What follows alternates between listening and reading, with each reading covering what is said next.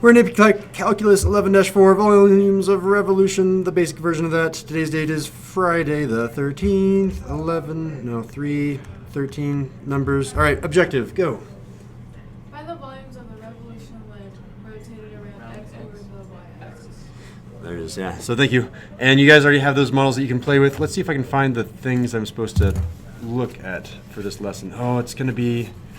yeah, the drawing lesson. So this one's going to be fun to graph. Okay, so everyone go ahead and make a roughly straight line right about here in your graph. Chunk. And then let's go ahead and make a slightly curvy line underneath that that's attached to the endpoints. So I'm going to go like this and this.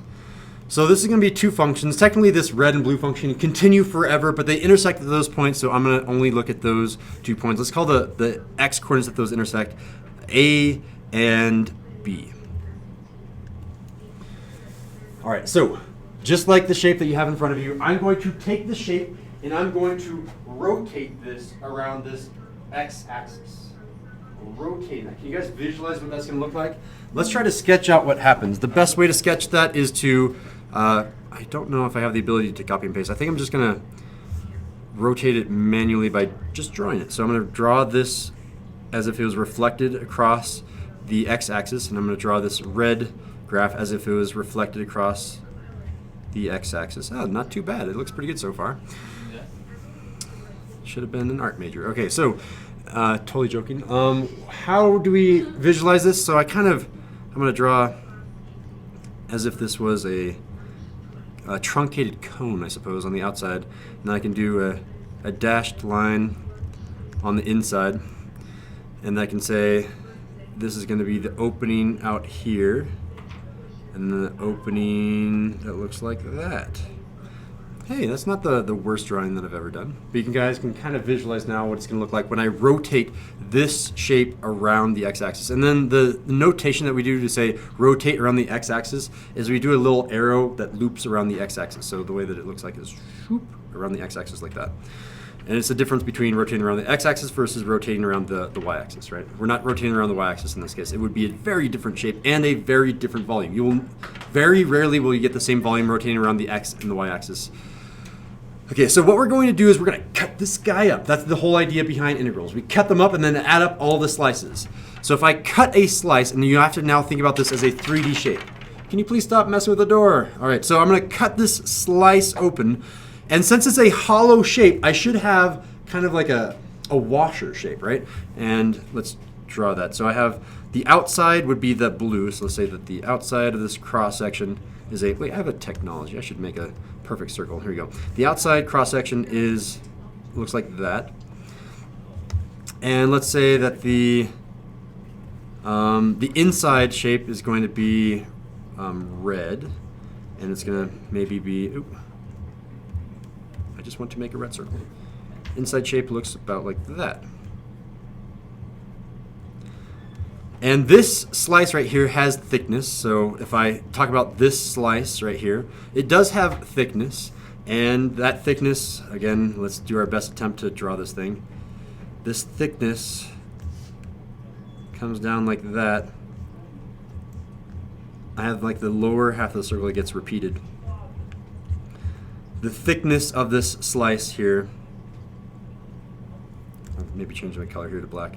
This thickness right here is our dx. Again, if I was rotating around dx, I should have a thickness of dx because this slice has this thickness, and that thickness is going in the x direction. So I guess my slice should really be this two-dimensional slice. So I'll say slice. This is the slice that I'm talking about. This is the cross-section that I'm talking about. And everyone sees that when I do this tiny little slice, the thickness of this slice corresponds to this thickness over here in our cross-section. And then vice versa, if we were rotating around the y-axis, I would do a cross-section that is this direction, and therefore I would have a dy.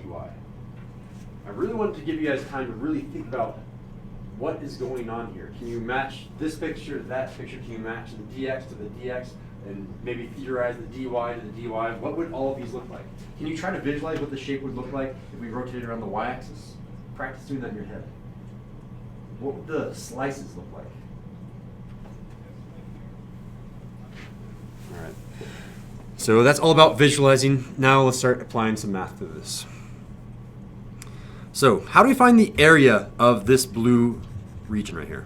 That's the main question. Once we find the area of that, then we can count up or treat it as a volume. We'll turn it into volume just by multiplying by height, dx, and then we'll count an infinite number of dx's. But the first step is always, for this whole unit, is first find your area. We found the area of the square last time, and that was top minus bottom quantity squared. That's the area of the square, and then we multiply that by dx and then took the integral. Same concept here. I'm going to find the area of this region right here, and then I'm going to multiply it by the thickness, dx, and then I'm going to count out an infinite number of them. All right, so let's go ahead and do that. Let's do a blue radius here. I'll use a line tool. So my radius goes from the center out to the side, and then let's do a red radius as well. So red radius is going to look like that. Oh, that's not red. Why did it change back to blue? All right, so I need to know how long these are. If I know how long the radius is, then it's a simple matter of saying, do big circle minus small circle. And I can even write that out right now because that's essentially what we're doing. We're just going to say, hey, what is the big area of the circle minus the small area of the circle? So let me copy paste this. I'm going to do big circle, which is slightly smaller than that. It's that big circle minus the small circle that is red.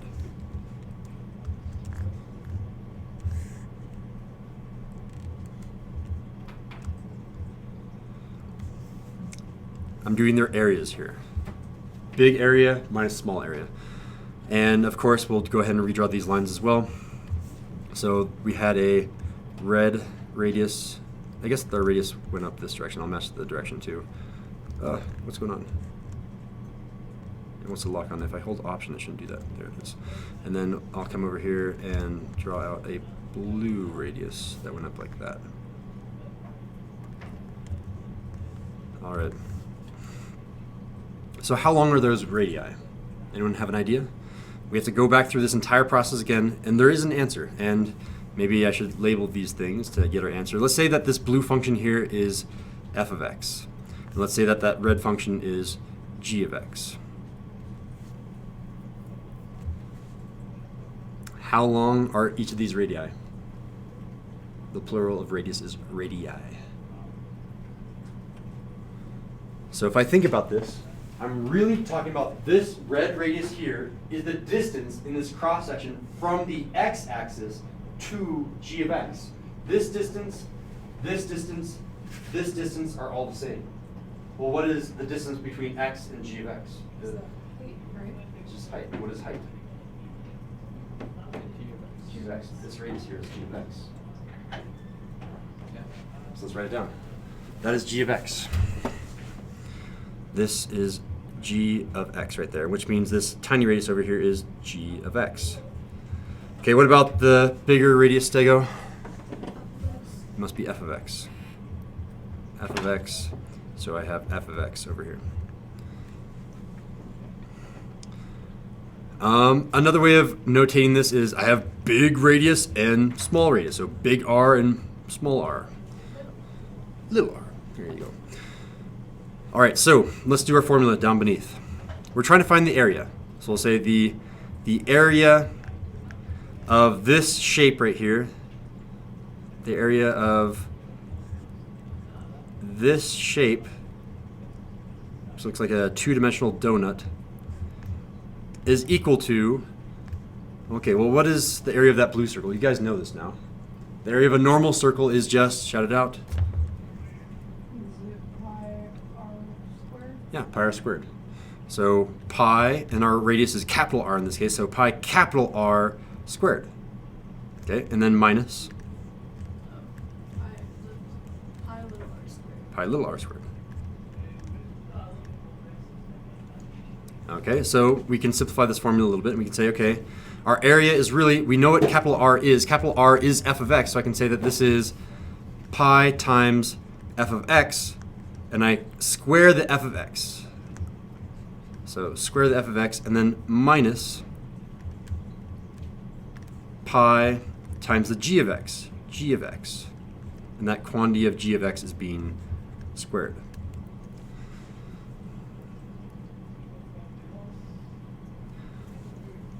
And here's your final fancy-pantsy formula, the one that you're going to have to memorize, is right here. This is going to be, so I can factor out a pi, right? Both of these have a pi in them, pi and pi. So I'm going to factor out a pi, and I'm going to say, okay, there's a pi on the outside, and on the inside, I have that f of x squared minus the g of x squared.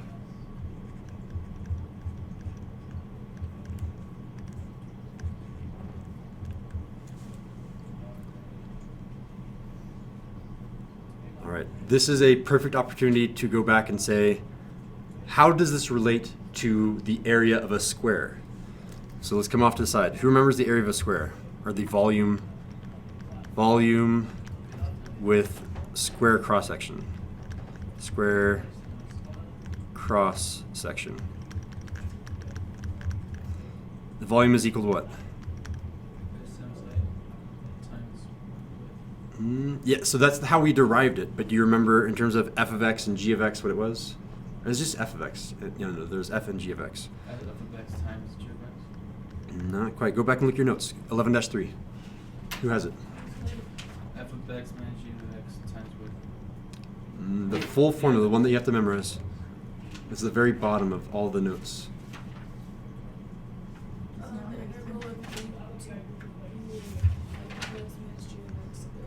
There it is. F of x minus g of x squared. That quantity, the entire quantity squared. Look how similar this is. It's still going to be the integral because we haven't counted up all the slices. I'm just talking about just the area of the washer. Once I talk about the volume of the washer, then I'll be able to add it up, and then on the very bottom, like right here, I'm going to give you your formula that we can compare it to. But look how similar it's already looking. I have an f of x and a g of x, and I'm subtracting them. F of x and a g of x, I'm subtracting them. There's a square in there. The difference here is the square is on the outside. I'm squaring the entire difference. And this one is I'm subtracting them and then taking the difference. And on top of that, now I'm adding a pi because I'm dealing with circles. This one did not have a pi because it's squares. Squares don't have pi in the formula.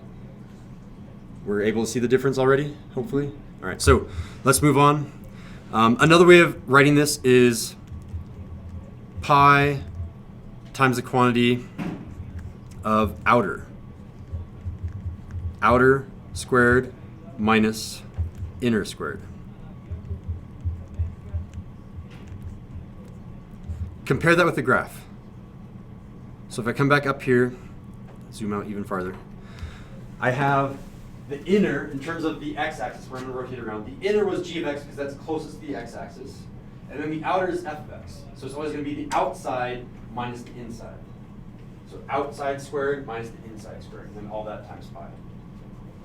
Okay.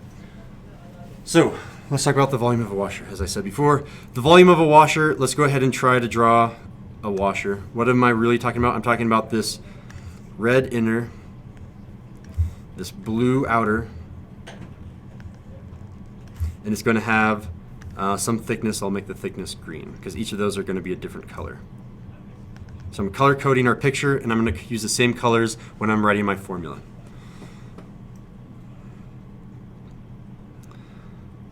We're assuming that we're rotating around the x-axis, so therefore is this, I should ask, what is the thickness of that slice? I've already said it before. dx. Write it down. That thickness is d of x. And if I was rotating around the y-axis, that thickness would be dy. Perfect. All right, so the volume of that slice. Well, we have the area of the slice. And remember, all we do to find volume is we do base area times the thickness, or times the height. So we're taking this entire thing now and multiplying it by d of x. So I'll write this down. This is going to be, I'm just going to copy and paste this. This is going to be, oh no, I need to write it slightly smaller because I need to save room. Oh, darn. Okay, so I have a pi.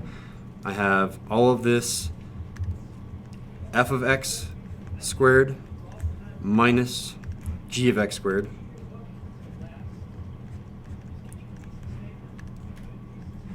And now I'm going to multiply that by d of x. And maybe to help you with a picture, I can say that this inside is empty.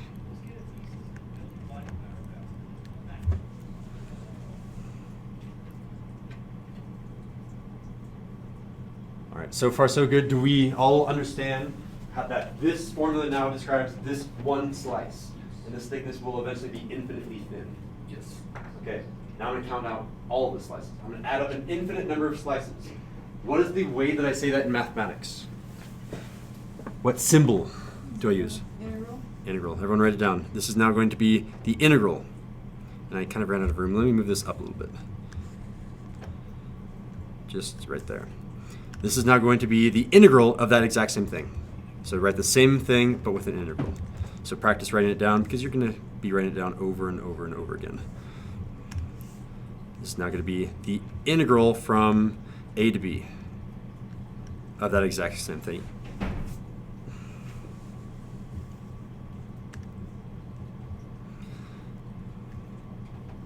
And as a note, our d of x, that's kind of like the height in our formula. H E I G H T, and then this pi f of x squared minus g of x squared, that was kind of like the base.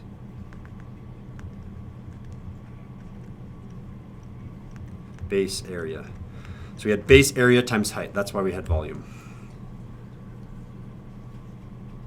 All right, our final formula to end our notes is this. The one thing that I want you to memorize. If you ever have rotating around an x or a y axis, this is your formula. The integral between a and b. And the pi, by the way, can be factored out, so it's usually pi on the outside right here, so you don't have to worry about it. So pi times the integral from a to b of outer squared minus inner squared.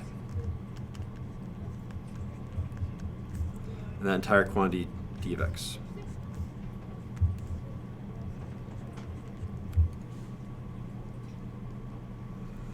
And I know we've said it over and over, but we should really write it down as well, that this will be d of y if rotating around y-axis.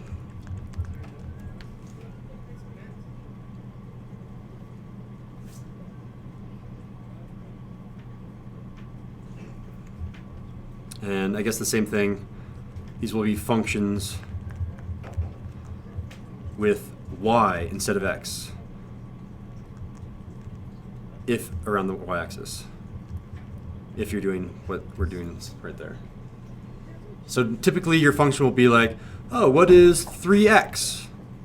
And then you say, okay, so if my function is y is equal to 3x and I want to rotate around the x-axis, I'm good because that has an x in it. Rotating around the x-axis, that has an x. If I'm rotating around the y-axis, I need a y, so I need x is equal to something with a y. How do I do that? I divide both sides by 3 and I get 1/3 of y. Now I'll take the integral of that thing, dy.